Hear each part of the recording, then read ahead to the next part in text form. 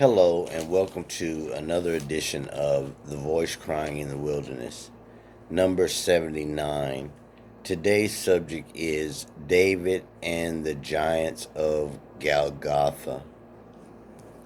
I'm going to start in 1 Samuel, verse 16. And Samuel said unto Jesse, the father of David, Bring forth the lad, thy youngest, who keepeth the sheep. And he sent for him and brought him in.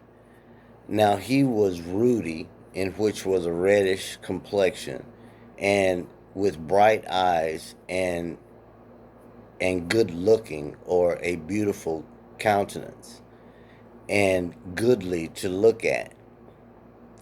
And the Lord said, Arise, and anoint him, for this is he who is to be the next king. And the Spirit of the Lord came upon David from that day forward. But the Spirit of the Lord departed from King Saul, and an evil spirit from the Lord troubled him. David was a player of the harp, and whenever he played, the evil spirit would leave King Saul. So Saul kept David as his armor bearer. And now the Philistines gathered together their armies to battle against Saul. And the Philistines stood on a mountain on one side, and the Israelites on the other side. And there was a valley between them. Sounds like the Battle of Armageddon. And there went a champion, a giant, out of the camp of the Philistines, named Goliath of Gath, whose height was 6 cubits and a span. So, if we do the math on that, 1 cubit equals 1 foot 6 inches, and a span equals 9 inches. So he was 6 cubits and a span. So Goliath was 9 feet 9 inches tall. Unimaginably, that someone that tall, that's like looking up at a basketball goal. And he had a helmet of brass upon his head, and was seated with body armor and weaponry, in which weighed over 150 pounds. And he was armed with a coat of mail that weighed 5,000 shekels of brass, in which I believe is right around 150 pounds. And he had greaves of brass upon his legs, and a target or javelin of brass between his shoulders. And the staff of his spear was like a weaver's beam, and his spear's head weighed 600 shekels of iron. And one bearing a shield went before him. Just a note, it is said that Goliath had poor eyesight, as most people with gigantism have some deficiency. So he needed someone to follow or lead him. And Goliath stood and cried unto the armies of Israel, and said unto them, Why are ye come out to set your battle array, or line up your armies for battle? And am I not a Philistine, and ye servants of Saul? Choose ye a man from you, and let him come down. If he be able to fight with me and kill me, then we will be your servants. But if I prevail against him and kill him, then ye shall be our servants and serve us. When Saul and all of Israel heard these words from the giant Goliath, they were dismayed and greatly afraid. And David was the youngest who was tending the sheep. And Jesse said unto David his son, take now for thy brothers in which were in the battle camp of Ephah of this parched corn and these 10 loaves, and run to the camp to thy brothers, and carry these 10 cheeses unto the captains of their thousands, and see how your brothers fare or are doing, and bring back a report to me. And David rose up early in the morning and left the sheep with a keeper, and took and went, as his father Jesse had commanded him. And he came to the camp of the army as the army was going forth to fight, and shouted for battle, for Israel and the Philistines had already started the battle. And David left his supplies with the supply keeper, and ran into the army, uh, and came and greeted his brothers. And as David talked with them, behold, there came up a champion, the Philistine of Gath, Goliath, by the name by name out of the armies of the Philistines, and spake according to the same words as before. As David heard him and his words, and all the men of Israel, when they saw and heard the man, they ran and fled uh, from him, and were sore afraid. And the men of Israel said, have you seen this man that has come out? Surely to defy Israel has he come up. Now this man was huge. Try to imagine a 9 foot or a 15-foot tall man roaming the earth before the flood, even bigger. Everything was bigger because the world was like a greenhouse effect due to the fact that it had never rained. So the earth was watered and cared for itself, and then like a mother, as to speak, the Mother Earth, in which all life stems from, God's divine nature and sovereignty. The water came up from the earth as dew, no rain. So everything was bigger and different from what it is now. So Goliath, an offspring of the angels, a Nephilim, in which also had four other brothers, as well, in which were giants. 2 Samuel 21:15. Moreover, the Philistines had yet war against Israel, and David went down, and his servants went with him, and fought against the Philistines. And David waxed faint, or was losing.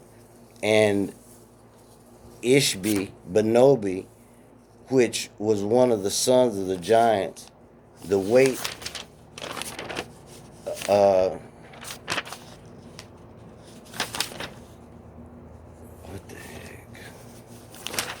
Sorry. The weight whose bronze spear weighed 300 shekels of brass in weight, he being girded with a new sword, thought to have slain David.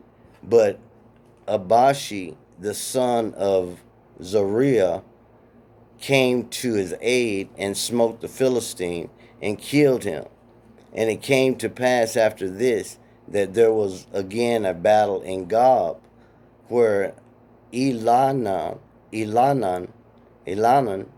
slew the brother of Goliath, the Gittite, whose spear was like a weaver's beam. And there was yet another battle in Gath, where there was a man of great stature, that had on every hand 6 fingers, and upon every foot 6 toes, 24 in number.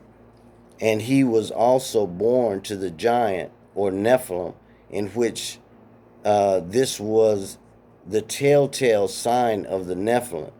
Even the Indians would hold up their hands and say how to indicate that there was no sixth finger right there.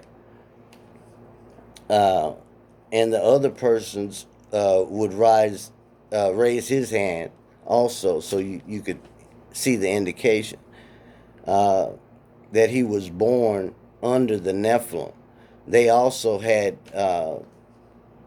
2 rows of teeth, double teeth, in which was also a sign of the Nephilim gene. So, and Jonathan, the brother of David, killed this giant. These 4 were born to the giant of Gath and fell by the hand of David and by the hand of his servants. So, back to 1 Samuel 17, verse 25. The men of Israel spoke and said, "Have you seen this man, this giant who hath come out, surely to defy Israel?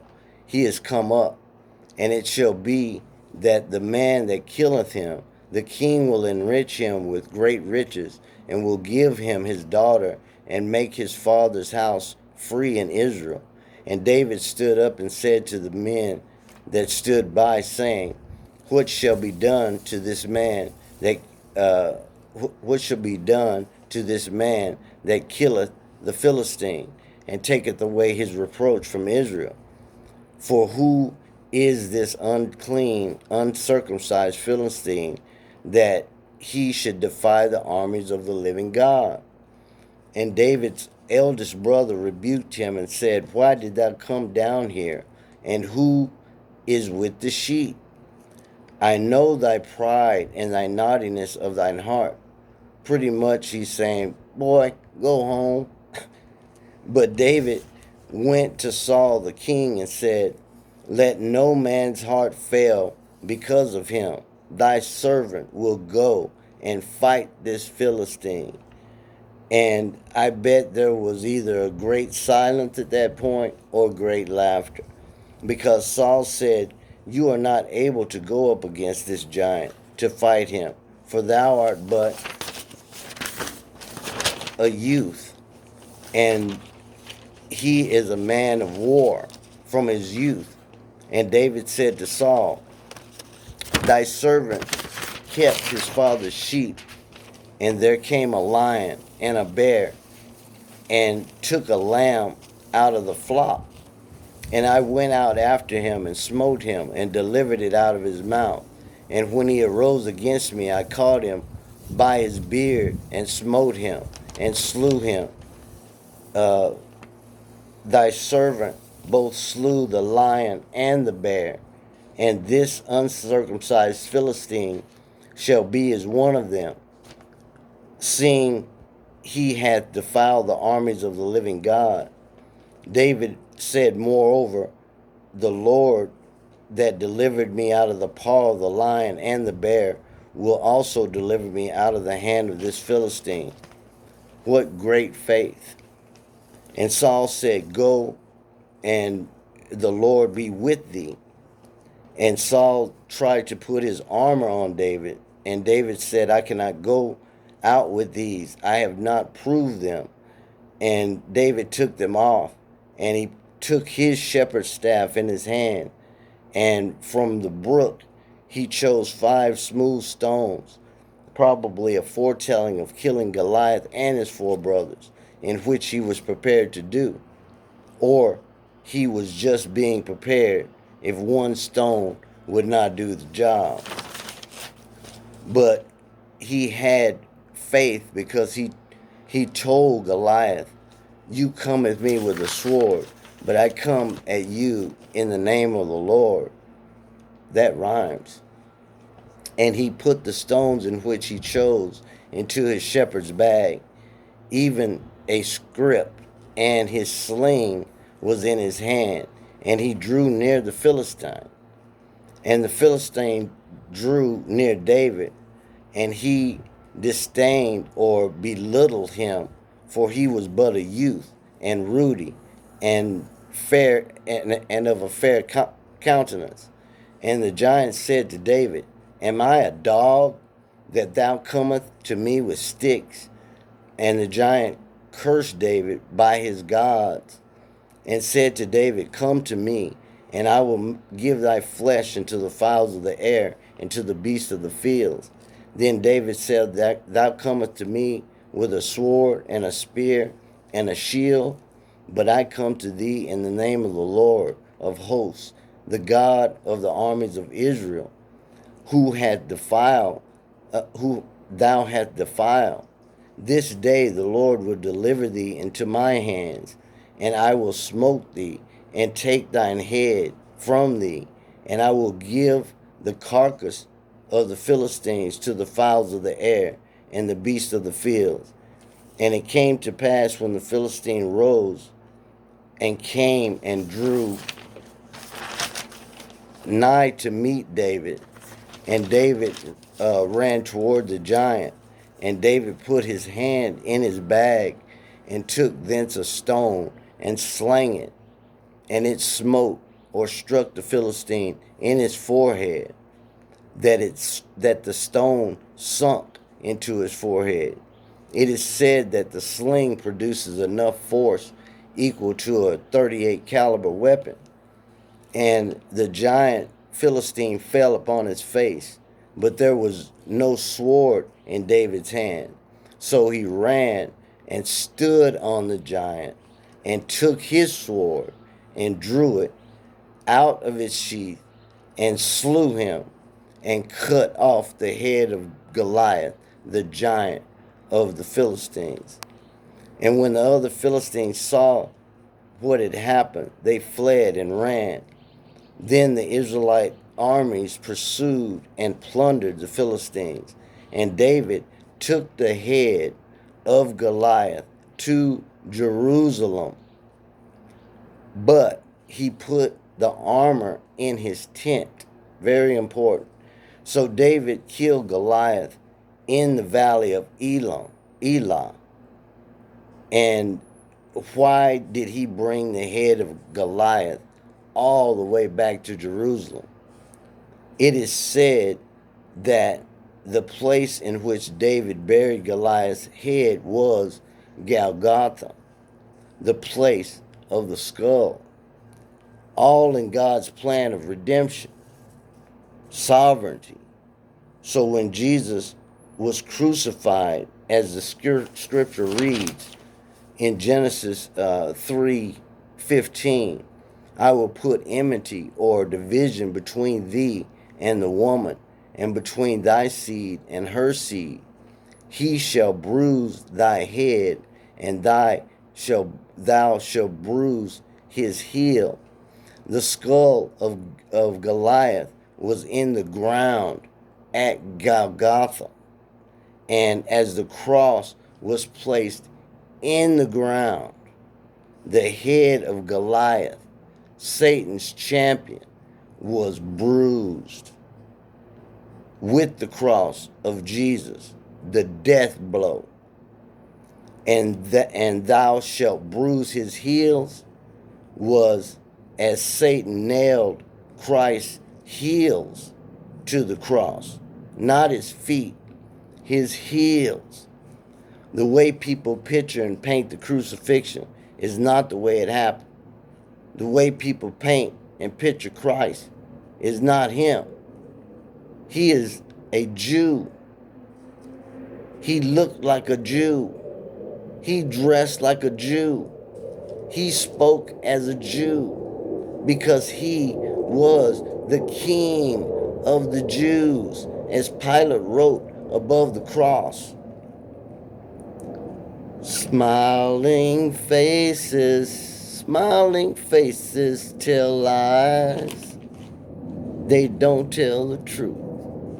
Thank you.